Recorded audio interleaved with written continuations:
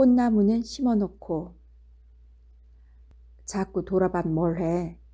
어서 바람을 졌을 때 휑하니 걸어야지 하면서 아내를 돌아보니 그도 말소리는 천연덕스러우나 눈에는 눈물이 다시 핑그로 돌았다.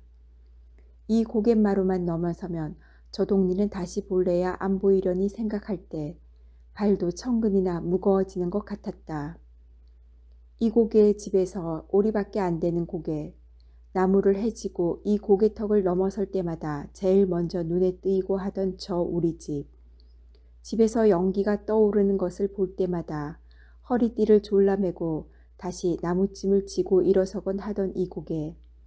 이 고개에선 넘어가는 햇볕에 우리 집 울타리에 빨아놓은 아내의 치마까지 빤히 보이곤 했다. 이전 이 고개에서 저 집, 저 노랗게 가깐 병아리처럼 새로 이영을 인 저 집을 바라보는 것도 마지막이로구나. 그는 고개 마루턱에 올라서더니 짐을 지키며 다시 한번 돌아서서 동네를 바라보았다. 아무들 가도 저런 동네는 없을 것이다. 읍을 갔다 와도 성황단 턱만 내려서면 바람 한 점 없이 아늑하고 빨래하기 좋고 먹어도 좋은 앞개울물이며 날이 추우면 뒷산에 올라 솔잎만 긁어도 며칠씩은 염려 없이 떼더니 이전 남의 동네 이야기로구나. 어서 갑시다 하면서 이번에는 뒤에 떨어졌던 아내가 눈물 콧물을 풀어던지며 앞을 섰다. 그들은 고개를 넘어서선 보잘것없이 달아났다. 산에는 이불보, 옥구러미, 솥, 바가지 쪽에서 한 짐 꾸역꾸역 걸머지고 옆편에는 어린애를 머리도 안 보이게 이불에 숨겨서 업은 데다 무슨 기름병 같은 것을 들고 앞서거니 뒤서거니 하여 도량이면 건너뛰고 굽은 길이면 논틀 밭틀로 질러가면서 귀에서 바람이 싱싱 나게 달아났다. 장날이 아니라 길에는 만나는 사람이 별로 없었다. 이따금 밭 밑에서 메추라기가 뽀드득하고 날고 밭고랑에서 꿩이 놀라서 꺽꺽거리며 산으로 달아나는 것밖에 아무것도 없었다. 길이나 잘못 들면 어째? 밤낮 나무 다니던 데를 모를까?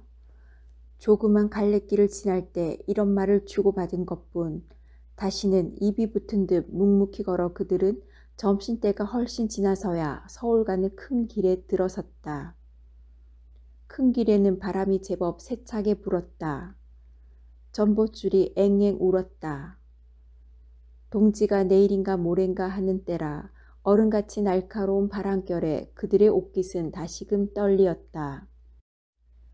바람이 차서도 떨렸거니와 그보다도 길고 어마어마하게 넓은 길, 그리고 눈이 모자라게 아득하니 깔려있는 긴 길, 그 길은 그들에게 설거니와 바래도 마음에도 성길이었다. 논둑과 밭둑으로 올 때에는 그래도 그런 줄은 몰랐는데 척 신장로에 올라서니 그땐 정말 낯선 데로 가는 것 같고 살 길을 찾아 떠나는 불안스러운 걱정이 왓짝 치밀었던 것이다. 그래서 앵앵하는 전봇줄 소리도 메세나 꿩의 소리보다는 엄청나게 무서웠다. 서로 말은 하지 않았어도 사내나 아내나 다 같이 그랬다. 그들은 그 길을 그저 10리, 20리 걸어 나가는 수밖에 없었다. 자동차가 지날 때는 물론 자전거만 따르릉 하고 와도 허둥거리고 한데 모여 길 아래로 내려서면서 서울을 향하여 타박타박 걸을 뿐이었다. 그들은 세 식구였다.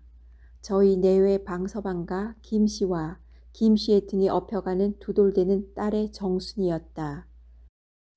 며칠 전까지는 방서방의 아버지 한 분까지 네 식구로서 그가 나서 32해 동안 살아온 이번에 떠난 그 동리에서 그리운 게 없이 살았었다. 남의 땅이 남아 몇 대째 눌러 붙여오던 김진산네 땅은 내 땅이나 다름이 없이 알고 마음 놓고 부쳐먹었다. 김진사 당대에는 온 동네가 텃세 한 푼도 물지 않고 지냈으며 김진사가 돌아간 후에도 다른 지방이 되면 그리 심한 지주는 아니었다.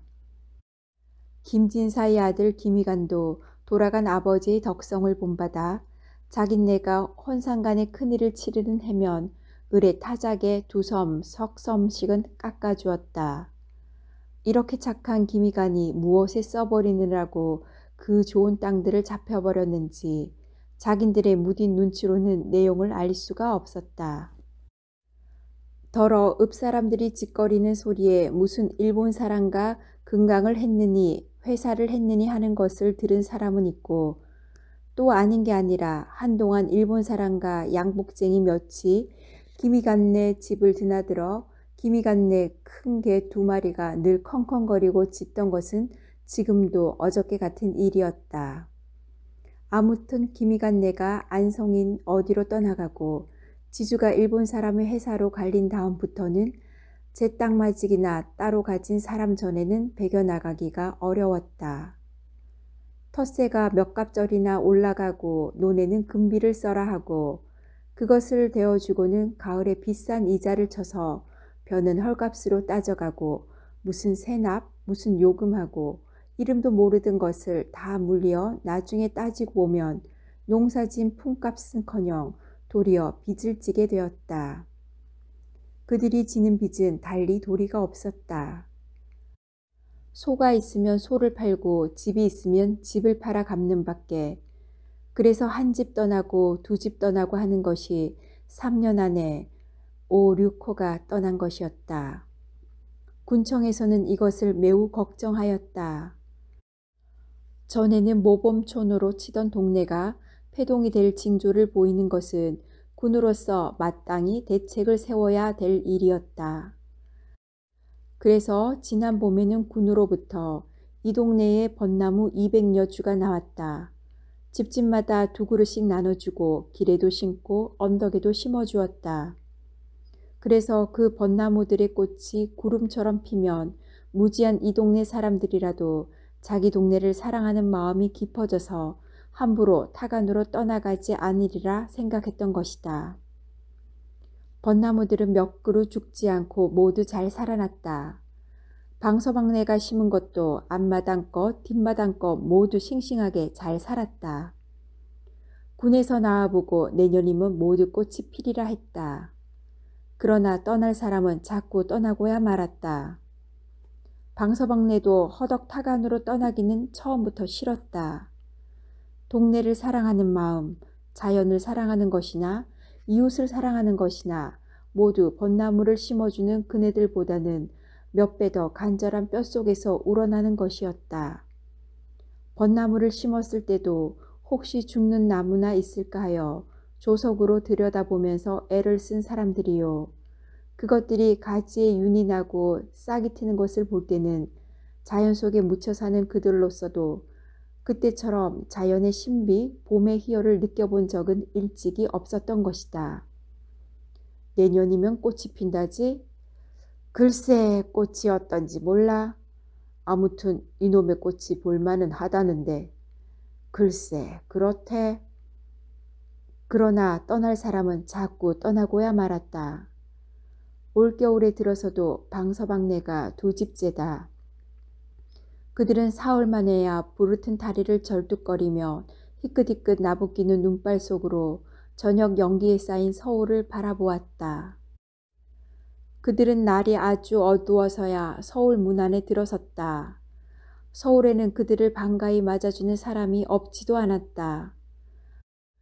어디서 오십니까? 어디로 가시는 길입니까? 우리 여간으로 가십시다. 그러나 돈이 있나요 어디? 하면 그 친절하던 사람들은 벌에 쏘인 것처럼 달아나곤 했다. 돈이 아주 없지는 않았다. 집을 팔아 빚을 갚고 남은 것이 몇 원은 되었다. 그러나 그 돈이 편안히 여간에 들어 밥을 사 먹을 돈은 아니었다. 고달픈 다리를 끌고 교통순사에게 핀잔을 맞으며 정처 없이 거리에서 거리로 헤매던 그들은 밤이 훨씬 늦어서야 한 곳에 짐을 벗어놓았다. 아무리 찾아다녀도 그들을 위해서 눈발을 가려주는 데는 무슨 다리인지 이름은 몰라도 이 다리 밑밖에는 없었다. 그년을 젖을 좀 물리구려. 그까지 빈젖을 물려서 뭘 하오? 아이가 하우니까 지나가던 사람들이 다리 아래를 기웃거려 보기 때문이었다. 그들은 어둠 속에서 짐을 풀고 굳은 범벅과 삶은 달걀을 물도 없이 먹었다. 그리고 그 저리고 쑤시는 다리 오금을 한번 펴볼 때도 없이 앉아서 정 못 견디겠으면 일어서서 어정거리며 긴 밤을 밝히었다.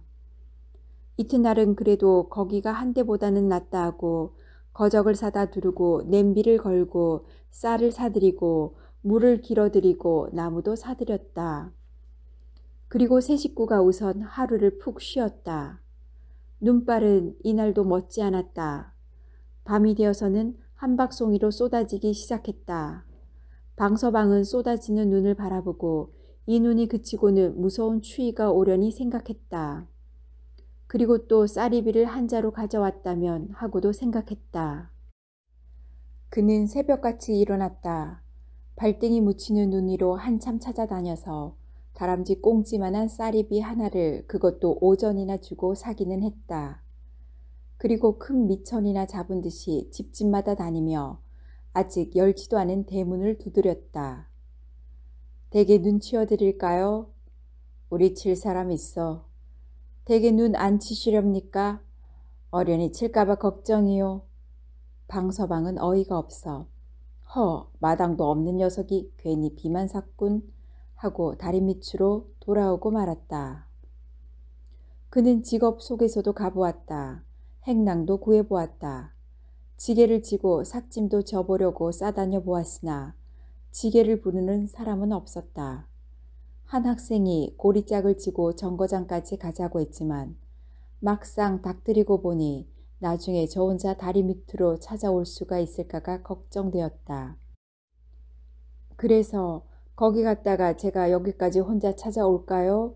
하고 어른거렸더니 그 학생은 무어라고 일본말로 핀잔을 주며 가버린 것이었다. 하루는 다리 밑으로 순사가 찾아왔다. 거기로 호고 주사를 온 것은 아니었다. 다리 밑에서 불을 떼면 어떻게 할 테야, 응?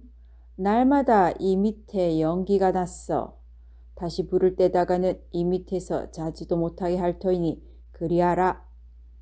정말 그날 저녁부터는 연기가 나지 않았다.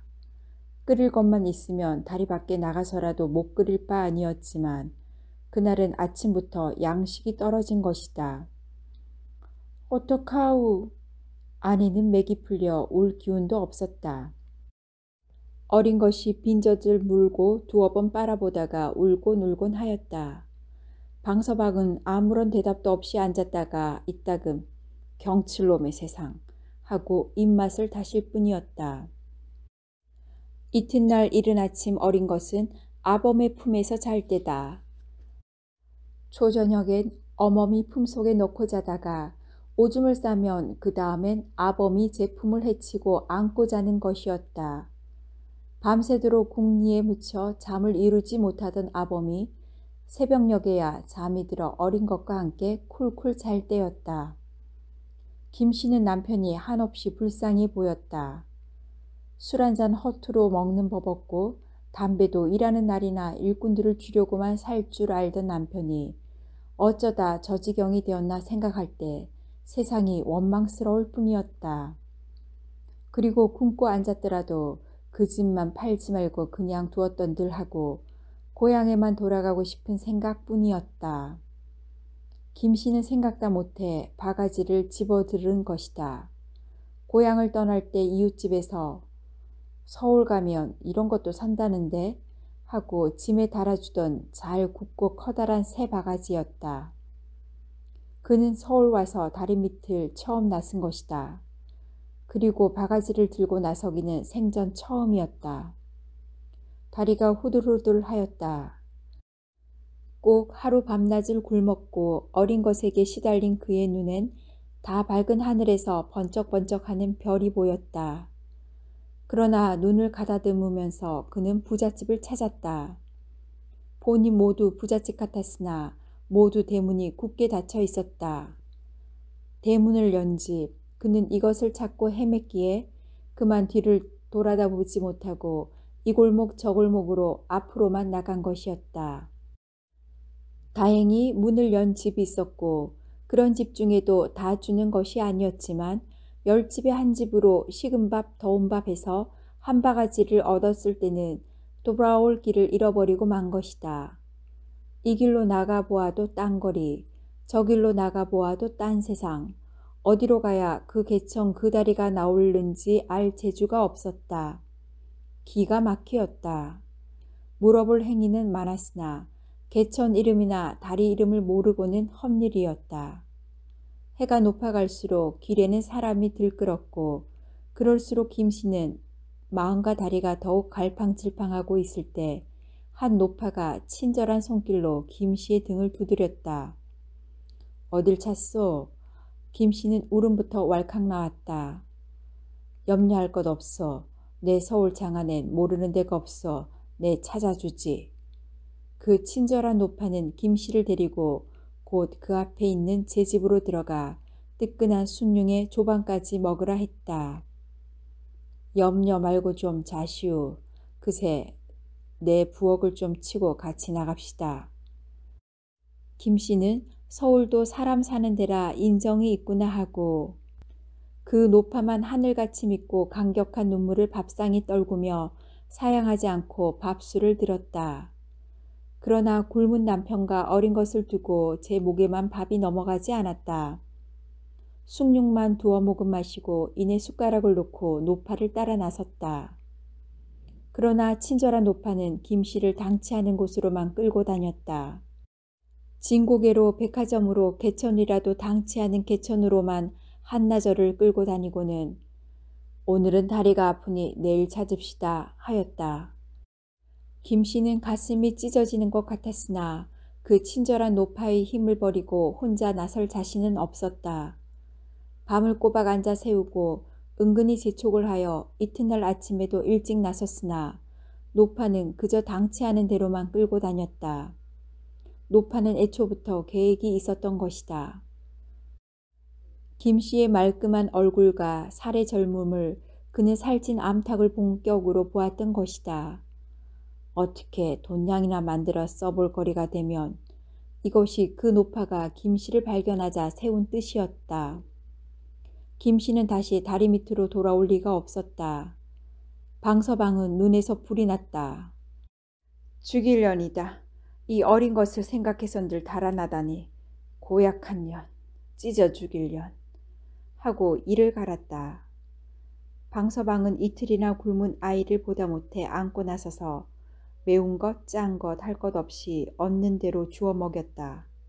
날은 갑자기 추워졌다. 어린애는 감기가 들고 설사까지 났다. 밤새도록 어둠 속에서 오줌똥을 받은 이불과 아범의 저고리 섬, 바지자락은 얼어서 왈가닥거리고 그 속에서도 어린이 몸을 들여다보는 눈이 뜨겁게 펄펄 달았다. 어찌하나? 하느님 이렇게 무심하십니까? 하고 중얼거려도 보았으나 새벽 찬 바람은 윙하고 뺨을 갈길 뿐이었다. 날이 밝기를 기다려 아이를 꾸려 안고 병원을 물어서 찾아갔다. 이 애 좀 살려주십시오. 선생님이 아직 안 나오셨소. 그런데 왜 이렇게 되도록 두었소? 진작 데리고 오지. 돈이 있어야죠. 지금은 있소? 없습니다. 그저 살려만 주시면 그거야 제가 벌어서 갚지요. 그걸 안 갚겠습니까? 다른 큰 병원에 가보시오. 방서방은 이렇게 병원집 문간 앞으로만 한나절을 돌아다니다가 그냥 다리 밑으로 돌아오고 말았다. 방서방은 또 배가 고팠다. 그러나 앓는 것을 혼자 두고 단 한 걸음이 나가지지 않았다. 그래도 저녁 때가 되어서는 그냥 밤을 샐 수는 없어 보지 않으리라는 듯이 눈을 딱 감고 일어서 나왔던 것이다. 방서방이 얼마 만에 찬밥 몇 수를 얻어먹고 부랴부랴 돌아왔을 때는 날이 아주 어두웠다. 다리 밑은 캄캄한데 한참 들여다보니 아이는 자리에서 나와 언 맨 땅에 목을 늘어뜨리고 흐득흐득 느끼었다. 끌어안고 다리 밖으로 나가보니 경련이 일어나 눈을 뒤집어 쓰고 있는 것이었다. 죽을 테면 진작 죽어라 고약한 년. 내년이 이걸 버리고 가 얼마나 잘 되겠니. 방서방은 몇 번이나 어서 죽어라 하고 아이를 밀어 던지었다가도 얼른 다시 끌어당겨 들여다보곤 했다. 그럴 때마다 아이의 숨소리는 자꾸 가빠만 갔다. 그러나 야속한 것은 잠. 어느 때쯤 되었을까? 깜빡 잠이 들었다가 놀라 깨었을 때는 그동안이 잠시 같았으나 주위에는 큰 변화가 생기었다. 날이 환하게 새고 아이에게서는 그 가쁘게 일어나던 숨소리가 뚝 끊겨 있었다. 겨우 겨드랑이 밑에만 미온이 남았을 뿐 그 불덩어리 같던 얼굴과 손발은 어느 틈에 언 생선처럼 싸늘하였다. 봄이 왔다. 그렇게 방서방을 춥게 굴던 겨울은 다 지나가고 그 대신 방서방을 슬프게 구는 봄이 왔다. 진달래와 개나리 꽃가지들은 전차마다 자동차마다 젊은 색시들처럼 오락가락하고 남산과 창경궁에 벚꽃이 구름처럼 핀 때였다. 무딘 힘줄로만 얼기설기한 방서방의 가슴에도 그 고향, 그 딸, 그 아내를 생각하기에는 너무나 슬픈 시인이 되게 하는 때였다. 하루아침 그날따라 재수는 있어 식전 바람에 일본 사람의 짐을 지고 남산정 막바지까지 가서 어렵지 않게 50전 한 잎이 들어왔다. 불이 나게 술집을 찾아 내려오느라니 일본집 뜰 앞마당 가지가 휘어지게 열린 벚꽃송이 그는 그림을 구경하듯 멍하니 서서 바라보았다. 불현듯 고향 생각이 난 것이었다. 우리가 심은 벚나무도 저렇게 피었으려니 동네가 온통 꽃투성이려니 그때 마침 일본 여자 하나가 꽃그늘에서 거닐다가 방서방과 눈이 마주쳤다. 방서방은 무슨 죄나 지은 듯이 움찔하고 돌아섰다. 꽃결같이 빛나는 그 젊은 여자의 얼굴.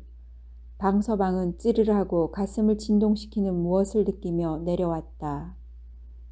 우선 단골집으로 가서 얼큰한 술국에 곱배기로 두어 잔 들이켰다. 그리고 늘수구레한 주모와 몇 마디 농담까지 주거니 받거니 하다 나서니 세상은 슬프다면 온통 슬픈 것도 같고 즐겁다면 온통 즐거운 것 같기도 했다. 그러나 술만 깨면 역시 세상은 견딜 수 없이 슬픈 세상이었다. 경칠놈의 세상 같으니 하고 아무데나 주저앉아 다리를 뻗고 울고 싶었다.